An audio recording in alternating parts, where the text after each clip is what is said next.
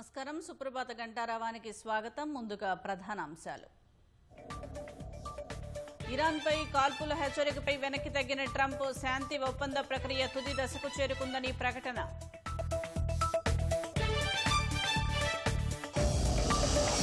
తెలంగాణ ప్రాజెక్టులకు అండగా ఉండాలని ప్రధానికి విజ్ఞప్తి. 7 అంశాలపై వినతి పత్రం సమర్పించిన సీఎం రేవంత్ రెడ్డి.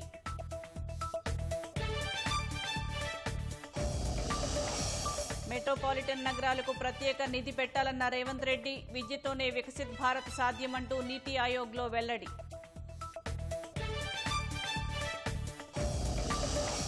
లోక్సభ సీట్లు 824కి పెంచాలని ప్రధాని ఆర్థిక మండలి సిఫార్సు. 373 స్థానాలు యథాతథం. 170 సీట్లలో మార్పులకు సూచన.